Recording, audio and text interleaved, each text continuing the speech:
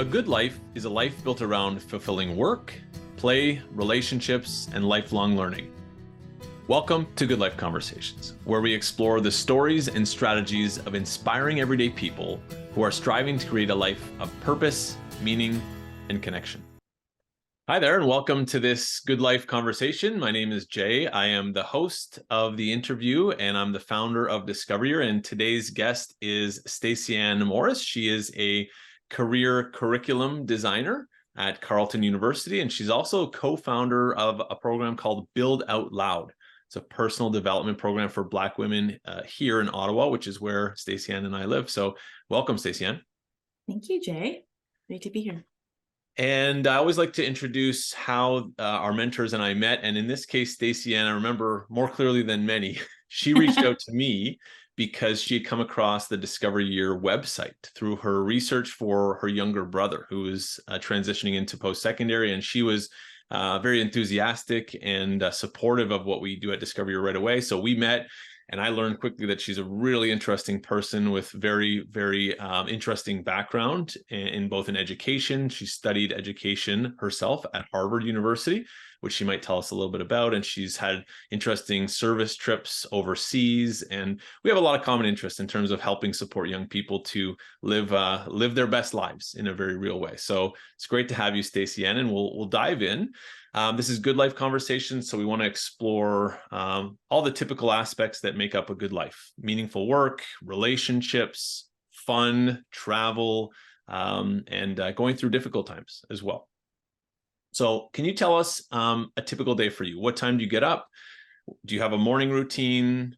What time do you go to work? What's the nature of your work? What happens after work for you? Do you have any kind of wind down routines, bedtime? Tell us a little bit about a typical day. Yeah. It's funny. I think living in Ottawa, we know that we have 4 seasons here. So my routine looks different depending on the season that we're in. Winter, I like to sleep in a bit more versus summer. I like to wake up a bit earlier. So usually I like to be up by 5 a.m. to 5:45, depending how late I went to bed the night before. I love slow mornings. That's my thing. That's my jam. I like the time to journal, listen to podcasts. I have a couple podcasts I like to listen to, and then move my body when I can. So I do boxing classes twice a week. And so that's kind of my morning routine. And then my evening routines, if I bike to work, I like to kind of make a longer bike route to home. And then whatever I have, whether it's Build Out Loud or hang out with friends or family, the habits that I find that have been so useful for me is doing a brain dump at night. So what that means is whatever is in here in my head, I put on a piece of paper. So it could be like, okay, I need to do laundry tomorrow. I need to get back to somebody. There's this idea that I got. I put it on a piece of paper and I leave it on, in my journal. And then the next day, I look at that list and see, okay, do I still need to do this? Because sometimes, a good sleep, you realize, okay, that's not really important, right? So that's a habit that I've found that has been useful for me. And that's really interesting. I wonder what I think of is sometimes my list get overwhelmingly long, and I wonder if that's something that happens to you, and if it does, how do you manage that? Yeah, for sure. I think there's so many categories too. Like my list includes, getting back to people, texts, calls, chores. I said I'm saying chores, but laundry, things I got to do, work, ideas. And so I try to separate, there's always going to be chores every week, right? So those are the things that I feel like, okay, I could push those a bit later. But I think the next day, it's like looking at my time blocking. I usually use time block. So whatever's on my list, I put it on my calendar. And you realize sometimes you have a huge list of like 30, 40 items, but you only have maybe 5 hours during the day, 6, 7 hours during the day. So I try to put those things on the calendar. If they don't fit, they don't fit. I try not to squeeze as much as I can. Yeah, that's an evolution, I think, probably for most people. It is for me anyway. Sometimes it stresses me out. Yeah, For sure, That's for cool. sure. But you find it helpful to get it out of your head, get it on paper before you go to bed. Yeah. Yeah. I think that's like, I like to go to bed. I try to go to bed with like not so many tabs in my head. That's the way that I like to, Mm, like a browser, like a Chrome browser, you have like 50 tabs open. But just getting on a piece of paper just helps me not forget because I feel like these days my memory is not that great. So it's just getting it on a piece of paper, knowing okay, it's safe there. It's not in my head, it's not taking space, it's on a piece of paper, and I can get to it the next day. right. I wonder, was that really a hard thing for you to learn to do? Like, have you done this for a long time? What got you to the place where you now understand that you need to do that to kind of live how you want to live? Yeah, I've always been a list person. I make a joke. I have lists for lists. And I realized like I was wasting time. So, throughout the day, I would like, okay, I gotta write this, I gotta write this, I gotta write this list. And I find having now like just a list at the end of the day helps me to not waste time throughout the day. Just have that list at the night and then the morning. So basically I have two lists, right, per day versus having 30 post-it notes everywhere. Mm, And so I think just reducing the amount of to-do lists in my mhm. head on a piece of paper helps. Yeah, I find that it's what's interesting to me about this. I have ADHD, and a lot of our students do as well in Discovery Year, and of course, the Yeah. percentage of people diagnosed with ADHD is growing over the years. And for me, what I find about the list, I have a list and enormous list of tasks, and I developed that over time, and it's a really useful thing for me to just be able to because my memory has always been bad, as is Yeah. often the case for people with ADHD. Very explicit memory about things, and a lot of our students, they struggle with that. They struggle with not Hmm. remembering what to do. So we're always talking about this. How do you get to the point where you can kind of motivate yourself enough to start doing the list so that you can actually take advantage of it? And it's a really important skill to have. Yeah, for sure. And one thing is to do what works for you, right? Like the two lists for me, it helps me at the end of the day because the first thing I do in the morning is like look at that and say, okay, I've had a good sleep. Is this really a priority? Because the night before it seemed like it was like a huge stress, but now I've had a good sleep. Maybe it's not a priority, right? And so the multiple lists, the post-it notes, I think for me was more of just like seeing post-it notes everywhere on my, on my desk behind, and I'm like, okay, no, I need to declutter some of that stuff. But Yeah. whatever works, for folks. Yeah. And people have to try. Like, I think that's really a message that we often reiterate at Discovery is you have to try different things. No one has the answer right away. Yeah, yeah. Yeah. Cool. Okay. And if you can, so you're a career curriculum designer. I suspect a lot of people listening to this won't really know what that is. Can you give us a snapshot, kind of as if we were, as if I was 10 years old? What does that mean? What is your job? Yeah. So a career curriculum designer, it's a lot of words, but really what it is someone that goes into the university or college setting, but I work in the university and work with professors to help their students think about their next steps, their career steps. And so I do a lot of workshops in the classroom with students just to tie what they're learning in the class to what's outside of the class. I do a lot of meetings. I go to department meetings, and this is across the university. So it could be programs such as science, arts, engineering, which I love because I get a sense of different topics. And I do a lot of like research as well to see what's happening, in the labor market, with the skills that folks are looking for in early talent. And I work with career counselors, which is always great. So they work one-on-one with students as well. So I get a sense of some of their questions that they answer with students. Very interesting. So yeah, a lot of overlap with a lot of the topics that we cover at Discovery Year as well. We're helping young people understand their interests, their strengths, their values. And this leads to, let's jump to a question that's a little bit down the list though, but you mentioned Hmm. working with industry experts and doing research to understand what hiring managers and companies are looking for in young people. So tell us, our students will be interested to know, I think, what are they looking for? What are these companies and organizations looking for in terms of attributes and skills from young people? Yeah. Well, there's two types of skills we usually say. Like there's, I don't like the word soft skills, but human skills, right? And then there's like the technical skills, which I think for a lot of folks put so much onus on technical skills. But one will say that it's your human skills that will make you thrive in the workplace. So skills such as, being adaptable and flexible, especially over the past few years. And so that's what we hear from employers is that when it comes to hiring early talent, they're hiring early talent because of, their knowledge and the skills that they bring, but also being adaptable and being flexible in the workplace is really important. Another skill is listening, attentive listening. So being present and whether it's in a meeting or you're talking to a colleague and not multitasking or shift tasking.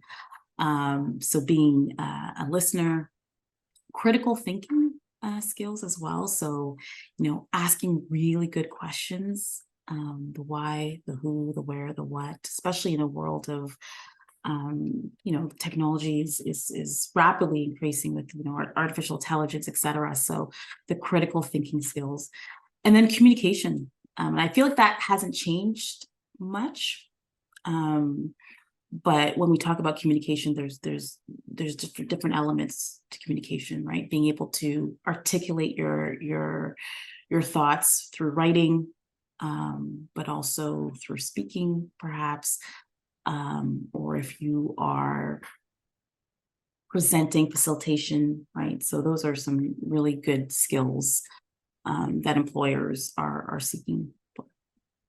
Yeah, thank you. I mean, it's good. We never talked about this before explicitly, but all the things you named are the things that I've also heard from hundreds of employers. And what I think is most interesting is that it by and large hasn't changed all that much. The Yeah, technical skills to some degree have, but what everyone tells me, at least that's hiring people, and I see for myself when I'm hiring people, is that these soft or human skills really haven't changed at all. But we perhaps put less emphasis on them today, I would say. So yeah, yeah. those are all skills that we emphasize at Discover Year for sure. So it's interesting. I hope our students take that to school because they are important. Thank you. Okay. So I'd love to just return to a little bit more about you. And you mentioned that you bike to work sometimes. You mentioned that you Mm-hmm. journal. I'm curious to learn any other hobbies or pastimes that you have. Yeah, I love this question. I love this question because I think hobbies are really important. During my undergrad, I felt like I kind of pushed a lot of my hobbies to the side because you're just focusing on school, my graduate uh, school as well. But for me, I love Lego. Jay knows this. Lego building. Um, so I collect sets, I build them. I watch YouTubers build Lego sets. I love reading graphic novels or Marvel comics. Um, and dancing. Dancing is what I love. I think I came out of the womb dancing, to be honest, but it's a way for me to release tension in my body and to move. So yeah, those are some of my hobbies. Very cool. Very cool. And any particular type of dancing? Hip hop, reggae, dance hall, soca. Yeah. So the Caribbean, African. Yeah. I'm not too structured in my dancing. I find that I just like to let the beat take its lead. Nice. And you Yeah. do you usually seek out a crowd when you're dancing, or is it something you do on your own, or you do it anywhere, anytime? Yeah, a mix of both, actually, a mix of both. So I do, there's an outdoor class that happens on Saturday mornings in Ottawa. So I join that, but at home, in the kitchen, yeah, Nice. anywhere I can dance. Yeah. Very cool. Very cool. I didn't know Wow. that. I didn't know that you actually did Lego personally as well. I know about the Lego facilitation that you do, but very cool, very interesting. Thank you. Yeah, nice. Okay, yeah, and I agree. Hobbies and pastimes are very important and not to be forgotten for our students as well. So we talk a lot about the idea of failure and making mistakes and how important those things are. And oftentimes today, the perception is that young people don't fail, at least in the same ways, perhaps as some of us used to think we did. So we like to talk about it a lot. And I'm curious to know if you have a recent or important failure, whatever that means to you, that you'd like to share and what you learned from it. Yeah. This is also a really good question because I think, like you said, it's important to normalize failures that they happen, and especially when in a crowd. So for me, I do a lot of presentations, and during the summer, I did a workshop in a class, and that week I was busy with workshops, and so how it works is I usually take PowerPoint slides and I make some quick edits or I add new slides, but we have most like templates, for example. And I forgot to change a title, slide in one of my presentations. And I went into the class, presenting, I looked at the slide, I had the wrong professor, I had the wrong course code, I had the wrong title on the presentation, and I looked at the faces in the crowd and I could tell they noticed it as well. I looked at the prof and I was like, okay, yeah. I felt like I wanted to literally die. And I acknowledged it. I said, oh, of course I had to acknowledge that the mistake was there, and I told everyone, my apologies. That's a huge mistake. And I think some of the students were laughing because I think for them, I made it to like a teachable moment. It's like, this is why you should always get someone to review your essay, your presentation before you send it or hand it in. And so I turned to a teachable moment. But after that, I was like, every time now I have a presentation, I look at the title page for sure and other slides. But yeah. Yeah. Well, I think that's great. Thanks for sharing. And I think it's great that it's recent and, it's from someone who's done this, I don't know what, hundreds of times. Yeah. I would imagine at least. And so it's a good reminder that we always need to focus on being better, and yet we will continue to make mistakes for the rest of our lives, and how we react to them is very important. Yeah. Very cool. I've been there. I've been there with Yeah. yeah. And what I've learned too, like yourself, I think most people generally are very understanding depending on how the next part of the interaction goes. Right. If you apologize and you say, oh, and you kind of make a little bit light of it when appropriate, and just carry on. Yeah. Yeah, exactly. Okay, so I'd love to hear a little bit about a lesson that you've learned with respect to relationships, any different type of relationships, but in general, anything you've learned about relationships. Yeah. I co-lead a biking group in Ottawa for Black women in the city, and we ride once a month, and we encourage all levels to join. But at one of our recent rides, we had someone that showed up that didn't know how to ride a bike at all.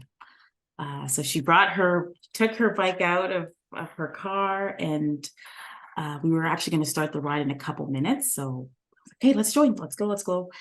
And I noticed when she got on the bike that she was kind of leaning to the left, leaning to the right. And I was like, oh, okay. And I asked her, how's your biking skills? And she's like, oh, I'm still learning. And I got really scared because I was looking at the group that was ready to ride and looking at her, and I'm like, okay, not quite sure what to do here, because the ride is only supposed to be 45 minutes or so. And so one of the cyclists, she came and she saw the rider and she was like, no, it's wow, like you're really brave to join it, to join a group that that you don't know, first of all, and that you don't know how to bike. And when she said that, I had to, it switched my whole mentality. Hmm. And the girl that showed up with the woman that showed up with the bike said, yeah, well, the poster said all levels, all levels. And yeah, she's right. On the poster, I said all levels are required. And so we adapted the ride that day. And by the end of the ride, she felt more comfortable. But I think the lesson there when it comes to, relationships is I thought about safety. And I think, if we measure success by the amount of safety that people feel in our presence, I think I don't know, the world would be a better place. She said that she felt safe with us. Like I was literally biking with her along. There's two of us, so the other co-lead was at the front and I was in the back. And so yeah, I think at that moment I was more worried about the outcome of speed and the outcome of the majority of the folks, in the group.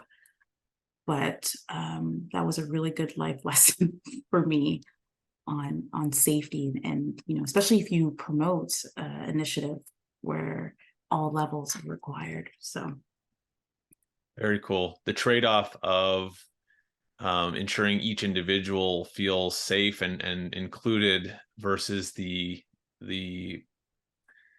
group having as much collective success as possible. I think that's a really great scenario to think about. And I'm curious, when you say safety, are you talking in this case about literally physical safety? Is it emotional safety, psychological, all of the above?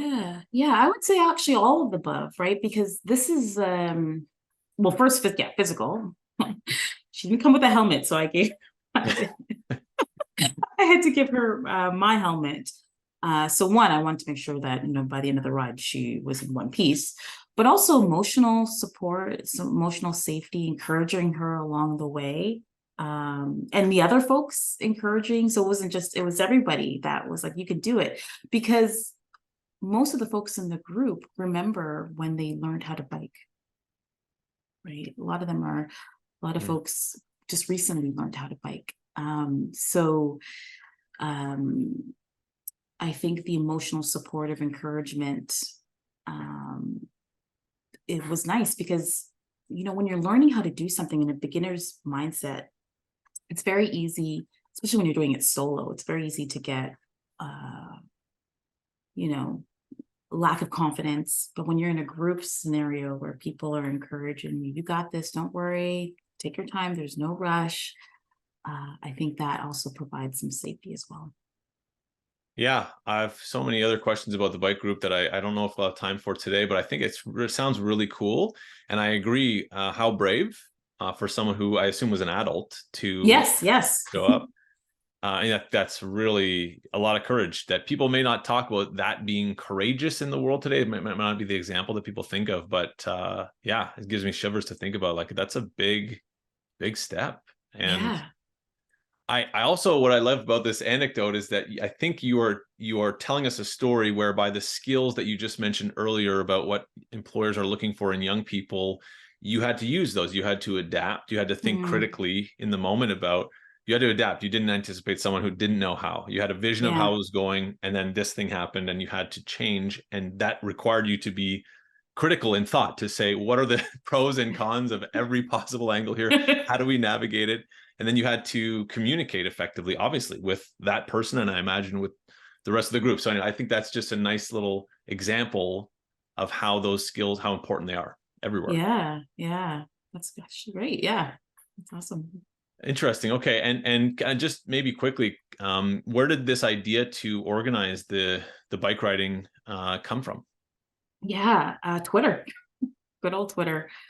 I met somebody on Twitter. I had posted some photos of me biking on Twitter during the pandemic because that was my outlet of peace.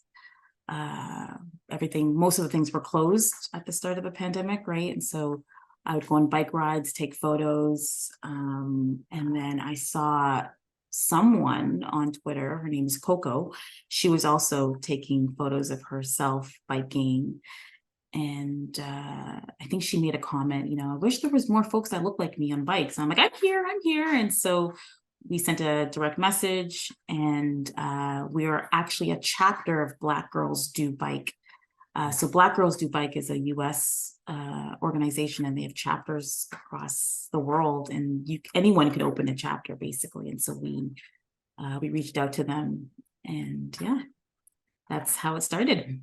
Very cool. How many people tend to go on the last ride, so we have monthly rides, and so we've had about 15 folks that have joined, depending on the weather, because weather is also, especially the summer, has been unpredictable in the city.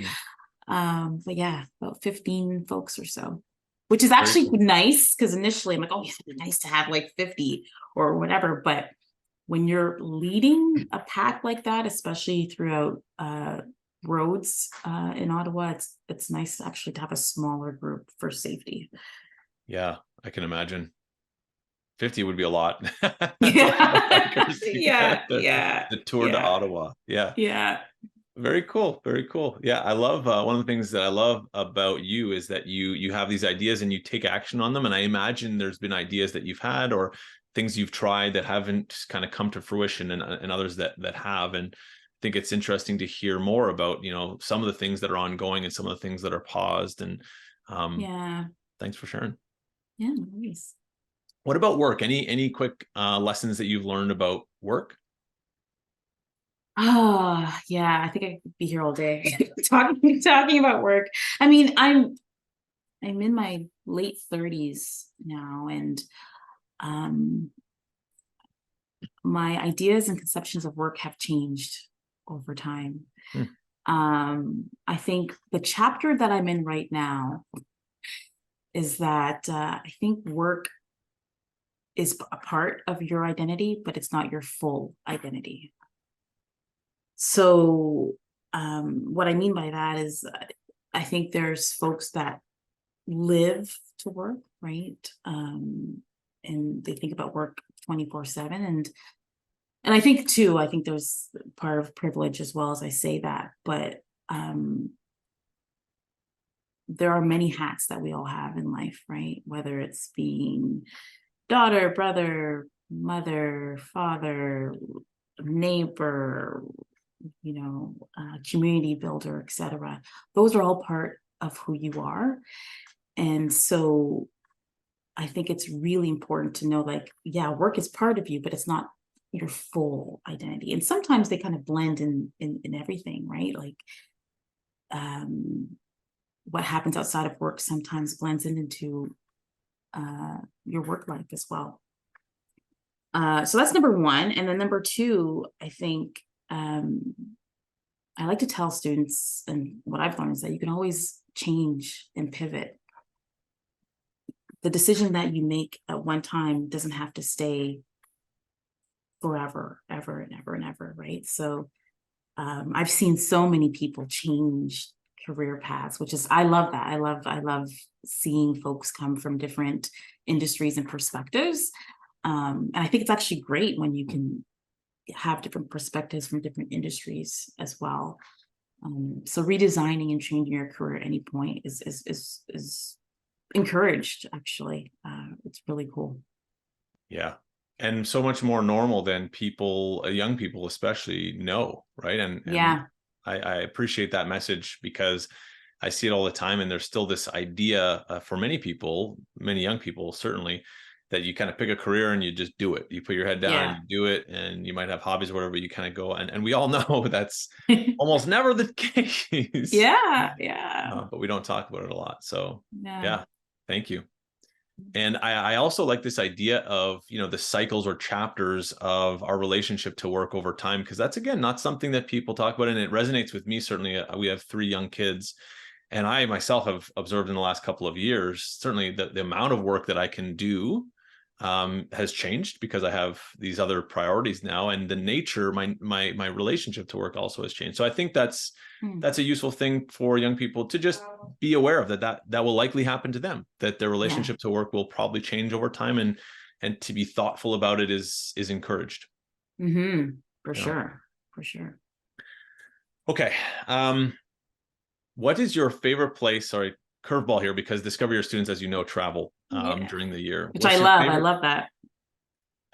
And what's your favorite place that you've traveled to, and why? This is so hard because I feel like every year there's a new country to add to the list. But I think I will go to a country that changed my career path or my life path. And it seems like it was long ago in 2009, but Ghana, West Africa, for sure, is one of my favorite places. It was my first time on the African continent. It was my first time traveling without my, yeah, I was gonna say traveling without family, but that's a lie. It was my first real experience of being away for so long. I was there for 4 months. And stepping out of the plane, the heat at like 8 o'clock at night, the different smells, the colors, it was like my senses were on a high. And I think for me, being a Black Canadian, there's also like kind of like going back home moment in a sense. My roots are Jamaican, but when I went to Ghana, I visited the castles. There's a castle called the Elmina Castle. And the history there is that, I mean, it went through a lot of owners, Portuguese, Dutch, English, but the slaves were kept in those castles. And over 30,000 slaves were shipped, like cargo shipped, across the Atlantic Ocean to most of the Caribbean islands, right? And when I was in that castle, you could still smell the fumes of the history. It was heartbreaking, but also powerful in a sense, because you think about that journey that many of the slaves had to go through, and the folks that lasted, like were able to overcome that journey and go to or shipped to those various islands. So for me, that was such a pivotal moment for me as well. And so for sure, Ghana has a special place, and the folks there are just so lovely. Like, I know we say Canadians are nice, but I think there's a different niceness. I don't even know if that's a word, a different niceness to the Ghanaians and a lot of Africans, but it just felt so nice to be there. Very cool. And I know you did some meaningful work there too. I don't know if you want to share Yeah. just briefly about what you did while you were there for 4 months. Yeah. So I was a community facilitator, teacher. I was supposed to be teaching computer skills to women living with HIV/AIDS in Hohoi, which is a village 3 hours outside of Accra, the capital city. However, where the community center was, it's literally in the center of the village. And so many women would not want to go there because of stigma of HIV/AIDS at that time. And so there was that challenge of teaching computer skills to folks that wouldn't show up, but also showing up and there were no computers. That's a whole different story. So that was a huge shock to me, because you think you're going to do a specific thing, you're for four months, and then I realized that there was a lot of school children outside of the community center, and they were basically they call it sacks. So basically they would be kicked out of school because they didn't pay their school fees. And so I'd see kids in front of the center. So I would let them in. I brought actually 2 laptops with me, and I would teach them a few computer skills. They loved it. Then news went around the village. School teachers said, hey, there's someone here that is teaching computer skills. And so by the end of the 4 month, I pivoted. I became a teacher or a computer teacher for schools.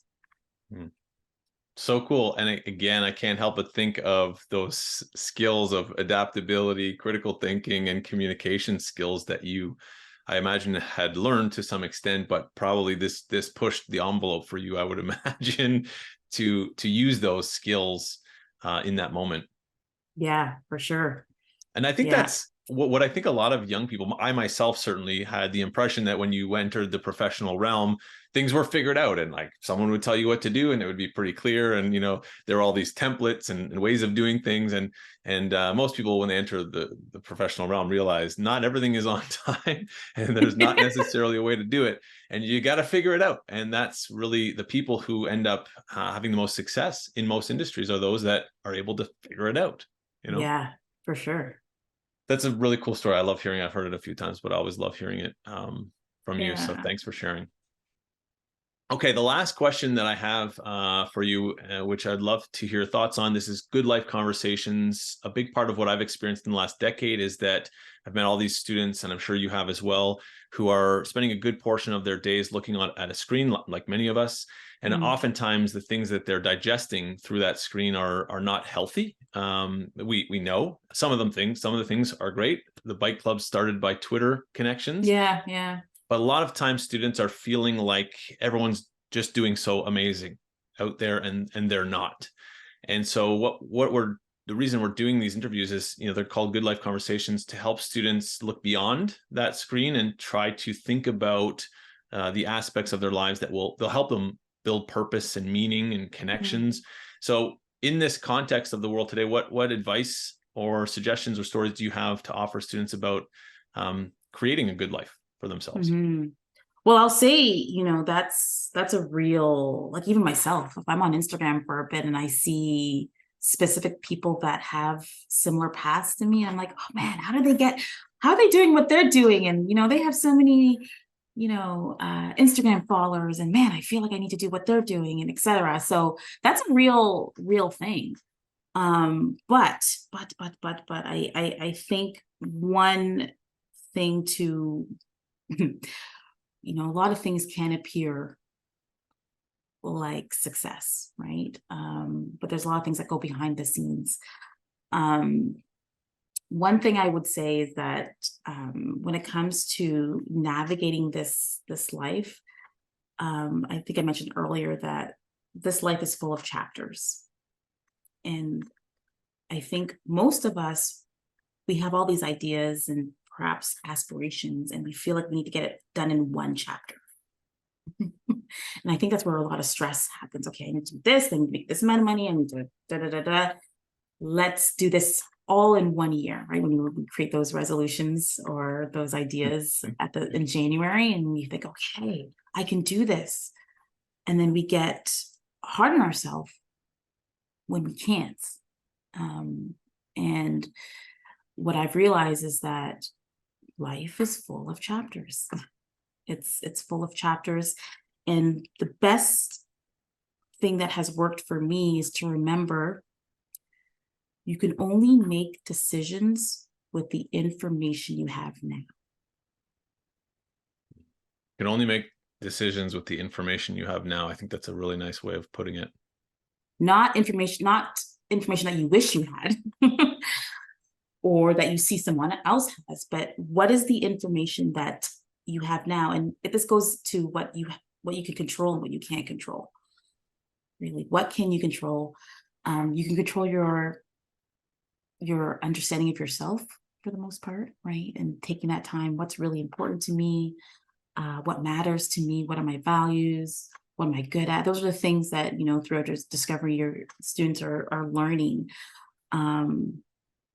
But it's really important to realize, okay, here's today, what's the information that I have now, and how can I make a decision with that? Love it. Yeah. So I think that has helped me, especially when, like you said, when you see a lot of, I think it's like FOMO, fear of missing out of of things online, especially. Yeah. One of our mentors uses an analogy that is exactly, I think, what you're saying is that imagine you're driving from Ottawa to Montreal at night and you have headlights and you can only see 200 feet in front of you. You can only make decisions based on what you can see. And as you go, you Yeah, see I love more and that. more and more. Yeah.